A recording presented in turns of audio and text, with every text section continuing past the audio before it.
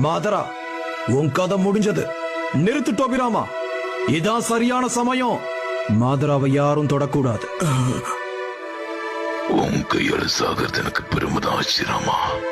போதும் மாதரா, நம்ம ஏன் இந்த சண்டையை இதோட முடிச்சுக்க கூடாது? ஒரு அமைதியான கிராமத்தை உருவாக்குவோங்கிற நம்மளோட சத்தியம் உனக்கு ஞாபகம் இருக்கா? ஒரு அமைதியான கிராமத்தை நாம இங்க உருவாக்குவோம். அப்படி மட்டும் நடந்தா என் தம்பி எந்த பிரச்சனையும் இல்லாம என்னால பாதுகாக்க முடியும். இதுக்கு மேலேயும் என்னால உங்களை நம்ப முடியாது.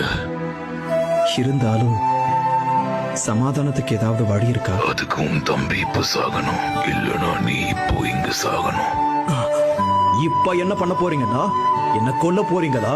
ரொம்ப நன்றி மாதரா, உன்னோட இரக்கமான மனசு எனக்கு இதுல இருந்தே நல்லா புரியுது. ஒரு தம்பி இழந்த அண்ணனோட வழி எப்படி இருக்கும்னு அவனுக்கு நல்லாவே தெரியும்.